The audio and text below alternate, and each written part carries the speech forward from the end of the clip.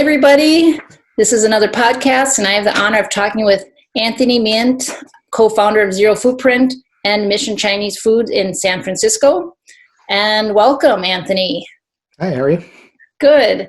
So I am going to just let you start off. So I would love to hear, tell me about Foodprint and how when you had a child, didn't you get inspired to want to think more about the future and the role restaurants have in tackling the climate crisis? Yeah, sure. Well, we began in San Francisco doing pop-ups in 2008. Before that even was a term. It turned into a successful restaurant, kind of a permanent pop-up called Mission Chinese Food. And then we opened a location in New York also. And, that ostensibly was in a Thai takeout window. Miraculously, it went on to win the New York Times Restaurant of the Year in 2012. And we found ourselves kind of at these kind of celebrity chef conferences, drinking a beer with the #1 chef in the world and this kind of thing. So fast forward a few years, my wife and I had a daughter, and we just really wanted to focus on climate change and start improving the food system. And so we began a nonprofit called Foodprint, and that's the focus of my work today.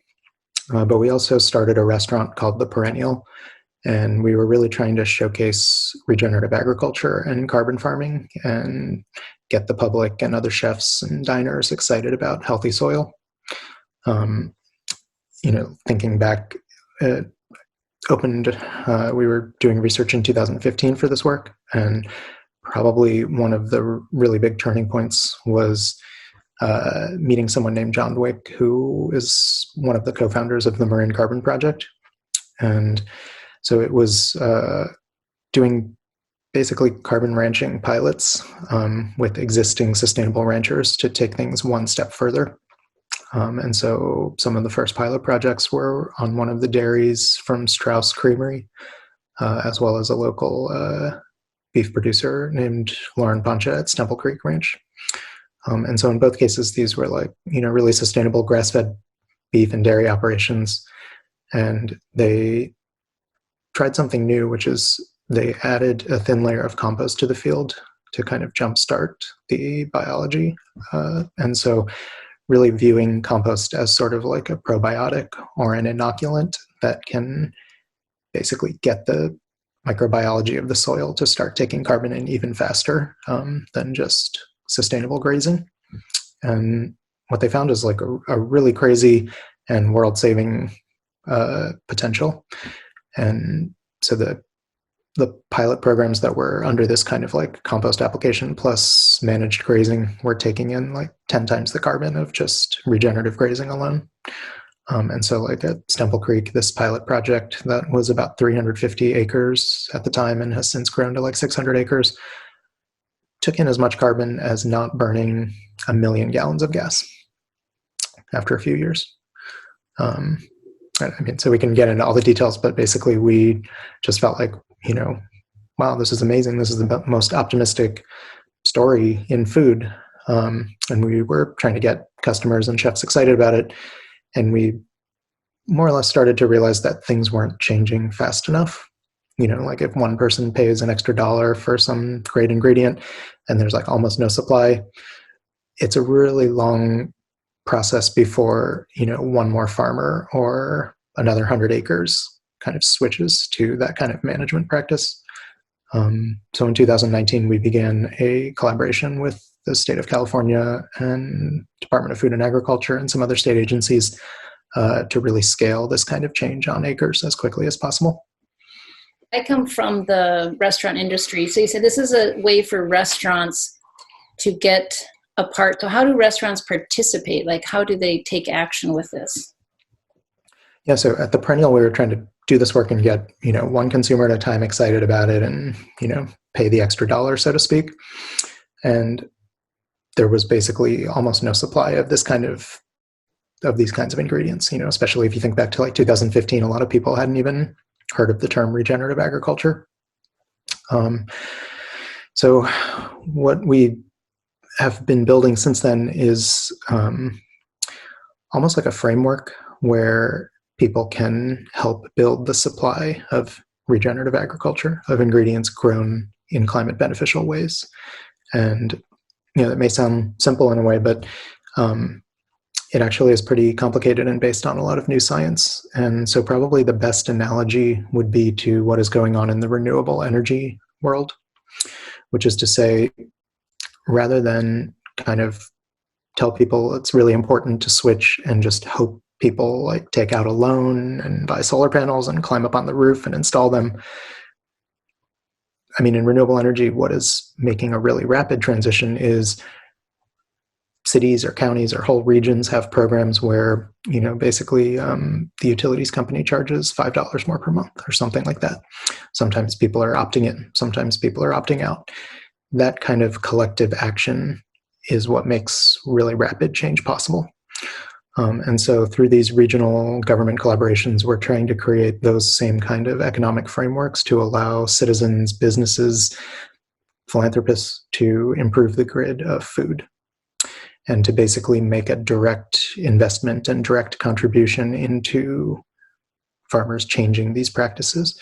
And so instead of buying $5 cherry tomatoes or something like that, that's kind of like the normal way that the good food movement has worked. Instead, this is saying why don't we just send 10 cents per purchase of cherry tomatoes towards helping conventional farmers switch to regenerative, or helping regenerative farmers take one more step. And so in a lot of cases, these are practices that everybody knows are good, like applying compost instead of using chemical fertilizer, planting cover crops, reducing tilling and plowage. But it's also oftentimes practices that farmers and ranchers can't necessarily monetize. And if you all of a sudden plant a bunch of trees, it's not like you can charge $1 or more for the product.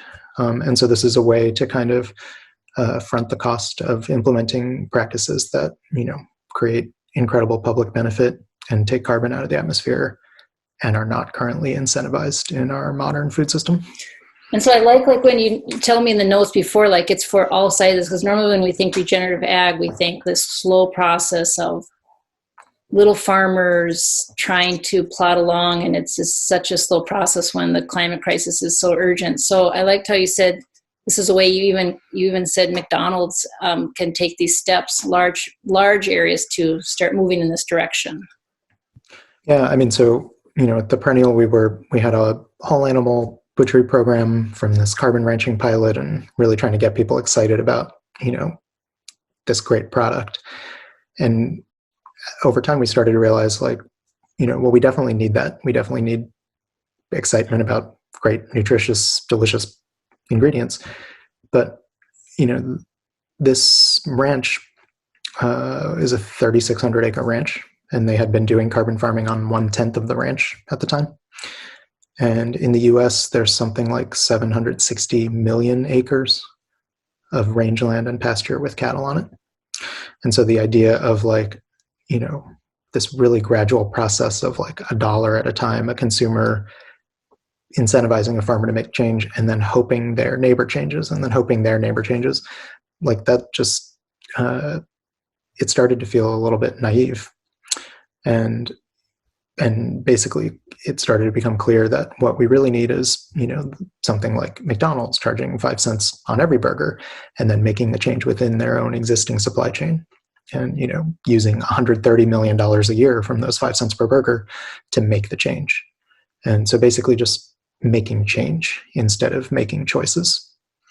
And, even over the course of the process, we learned a lot about the food system that we didn't know before. I don't think that if you asked me 10 years ago or something, how do you define healthy soil?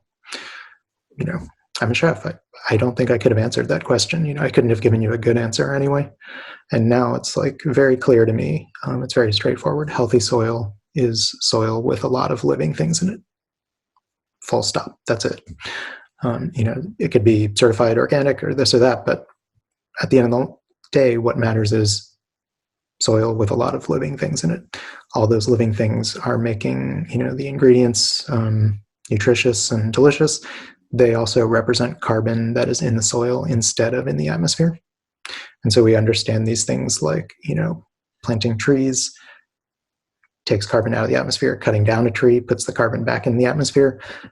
People, I think, are only now in 2021 just starting to understand that soil is the same exact proposition. The soil can be full of life, or you can plow it, pour chemicals, deplete the soil of the life, and all that carbon goes into the atmosphere. But also, like in terms of beef production, I think years ago I would have also agreed, like, yeah, we got to eat less beef. We definitely do, considering how beef is produced right now. But there's also, basically a little bit of a false binary because there's, globally billions of acres of grassland that can't produce crops because it's too arid or too dry. Those ecosystems are grassland ecosystems. And so the best, societal value, I guess, for the food system is for those whole ecosystems, like huge swaths of land to produce beef and food for humans that's nutritious. The problem is that we've been mismanaging the production of beef. And so even with the feedlot today, the cow spends the first year on grass and then moves into a feedlot for the second year to fatten up. And we may not like the antibiotics and the crowding and the, intensive resource heavy feed like soybeans and wheat and all these things and corn. But that's really just the second year. And so there's a whole year, a whole big system of rangeland management that is currently part of the feedlot beef system. And whether or not it's part of the feedlot beef system, it could become part of a climate solution. I just drove through California, and I tell you, I know it's this time of year. Right now it's winter, and it looks so arid. But man, you just can't help but think that we are just depleting our environment and our earth. Like, you can't just keep continuing like this. Do you see this? Do you feel optimistic? Is this going to spread quickly enough, this change? You said it can also reverse climate change. And do you see other states getting on board as well, other than just California? Yeah, I mean, I'm really optimistic about this work because of a number of things. A lot of research came out, I think starting in 2017. There was an organization called Project Drawdown. And so they identify all these different solutions to global warming, whether it's, renewable energy or educating girls or reducing food waste or regenerative agriculture. And basically the top line finding of the study is that society can solve global warming. So we can take 1 trillion tons of carbon out of the atmosphere.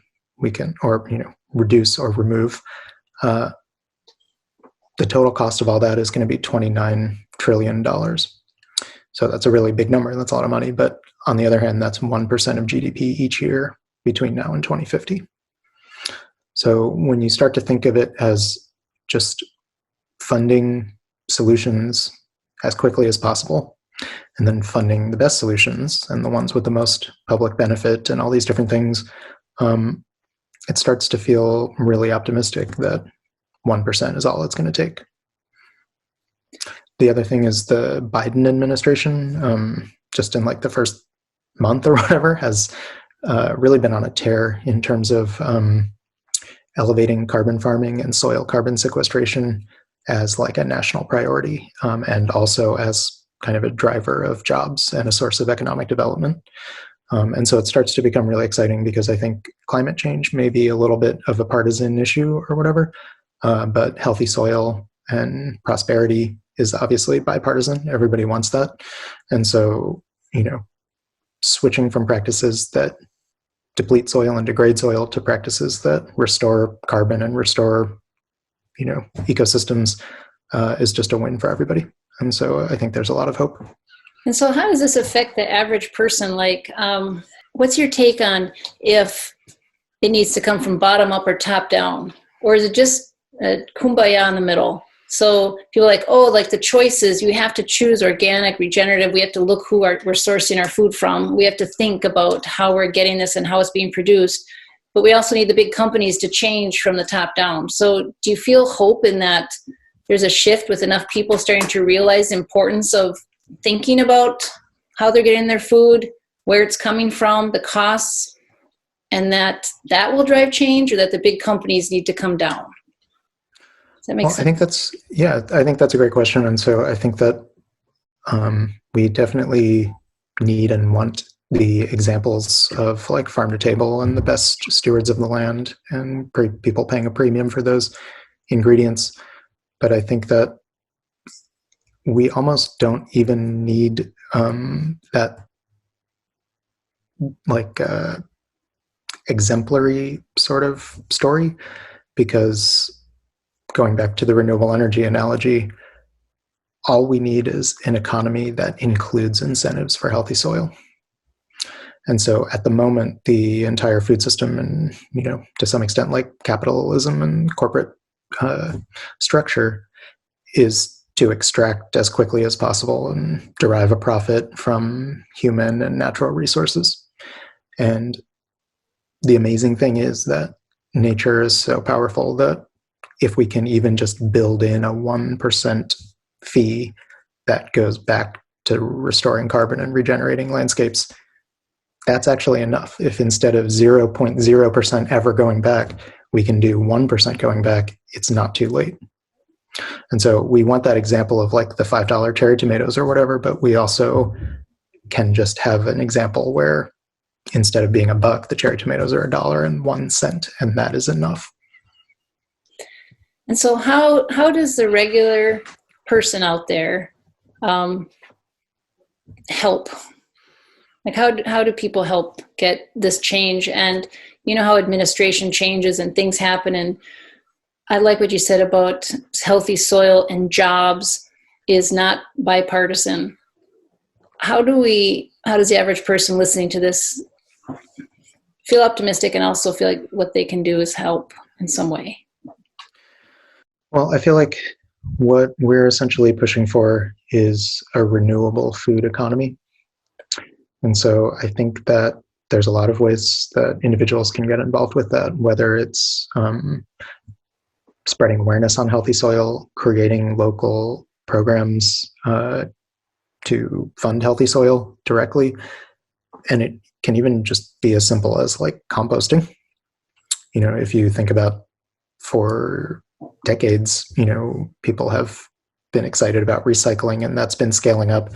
And I totally understand, like, let's use a little bit fewer natural resources in terms of like aluminum or glass or whatever. But really, compost is much more powerful. Like if you imagine that we've systematically been stripping all of the land that we use to grow food of nutrients, tying that up in plastic bags and burying it where it releases toxic methane and contributes to climate change. And we can, in fact, just start composting and putting that back into the soil to take carbon out of the atmosphere. I think it'll very quickly feel kind of insane that we have spent so many decades not composting. And I think I read something from a soil scientist saying that globally, society has degraded and abandoned as much farmland in the last 50 years as all the farmland. So that's how quickly we've been running through natural resources. And so we're just at the point where we need to switch and start regenerating. And so I think compost is a really hands-on way to do that. So I've interviewed farmers in the past, and like it said, farmers are the ones that usually take the risk, the farmers that challenge the status quo, do all this stuff, take the risk of success. You're saying this method is taking the risk off of each farmer and spreading it out so that more people, little to big farming, can change, right? Yeah, I mean, going back to this like conventional beef example, there's a big company like Cargill. They produce 7 billion pounds of beef per year. They sell to McDonald's and other corporations. So if you imagine that rancher in the Cargill network, they might be a really conscientious person and a concerned citizen. They may want to change their practices, but they're selling into like a fixed price commodity market. So in order for them to change, they would have to like take out $500,000 from the bank and put up all this fencing and apply the compost and like hire a bunch of people and start a whole like direct to consumer, marketing operation or whatever. Like it's a non-starter.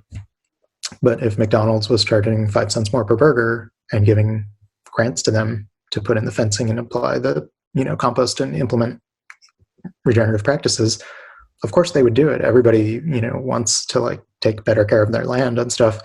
And so the missing piece is just those incentives and that kind of like circular economy. And so I think what's been going on and has been really important is a farm to table movement. But I think what we're suggesting is that we need a table to farm movement. Oh, I like that idea. That's an interesting, I haven't heard it phrased that way before. So in talking to you on the phone before I got to see you here, what really excites you? What you said you get really excited. So with the current, where we are today, there's lots of sadness in the world, but what again excites you? You talked a little bit earlier, but basically what fuels you to keep going? Well, the potential to create a new normal is really what excites me. And so I think that it's true that coronavirus has really disrupted the restaurant industry and a lot of our lives. But I think we've also started to understand that we need to kind of come together in order to make systemic change. And so what has been missing, I think, in a lot of good food movements is this sort of like collective action potential. And so, that idea of like buying the good stuff or whatever is almost like by default limited to the supply of the good stuff. And I think what we're sort of saying is it's too late to just buy the good stuff and hope the system changes. We need to just come together and make direct change in the system. And I think that especially given how quickly like renewable energy has shifted in the last couple of years, that there is a very real opportunity to create a renewable food economy that incentivizes this kind of work. So we just really began making grants to farms and ranches in 2020. And so since January, we've awarded $325,000 to 18 farm projects across California. And that's just like our little team starting this year. And so I think as this concept of a renewable food economy starts to, catch on in other regions, across California and across the US and around the world, I think it'll change really quickly. So I think the exciting thing is that decades of kind of damage from industrial conventional agriculture can probably just be undone in like 1 decade of regenerative agriculture. And that's if we start now and start moving fast. And so again, and if I miss this, I'm sorry, like the restaurants contribute money to Zero Foodprint that then goes in grants to the farmers, correct? Yeah, actually restaurants, the vast majority of Zero Foodprint members are just simply adding a 1% fee on the check. So it's really just almost like serving as a pathway for customers to take local climate action. Again, exactly the same way a utilities company might help an individual support renewable energy and invest in a solar farm or something. We're basically saying like, hey, you can just directly contribute to healthy soil and helping farmers implement sustainable practices. The $10 sandwich is going to be $10.10 now. And if you don't want to do it, you can opt out. And, that to me is a way where after a few leaders opt in a region, 10 chefs, 20 chefs, that can become 50 restaurants. And that allows local policymakers to basically flip the program from an opt-in to an opt-out. And then every, participating restaurant would be contributing to healthy soil. And that's so exciting, especially coming from a restaurant background. And what did you say earlier about what's the plan to spread across the US and internationally? Is this happening internationally as well, this kind of model? Yeah, internationally, we have quite a few participating restaurants in Denmark, but we're also starting to form regional affiliates that start these programs in other countries. And then across the US, we have been recently working with the city and county of Boulder, Colorado, and Denver to start a Restore Colorado program. So the first farm project is starting to get underway this spring in Colorado, and we're in discussion with a few other regions in the US too. Wow, this is so exciting. This is why what fuels you wants to talk with people doing change. Like I know in your notes you said you like to focus on more good than less bad. And that's a great approach because it's pretty dim out there in the world right now, it seems like. Well, that's why I think we initially sort of went all in on regenerative agriculture, because it's such an optimistic story. Because it's not really like, eat less beef, stop driving, start taking cold showers, or, whatever. The story is basically that we have the solutions available and we just need to start mobilizing them. And that mobilizing them would create nutritious, delicious food for everybody. I mean, I think that's ultimately what we all want, but the food system isn't currently designed that way economically. And also my last thing is, do you see this as like they have environmentalists, crunchy people, and then they have, mainstream? I mean, do you see a synergy coming between people want healthy food? It's starting to change. It's not so those people are the cute little organic people and, like you said, have to drive less and live this limited lifestyle, where it's changing, where you can live an abundant lifestyle but be doing good with your life.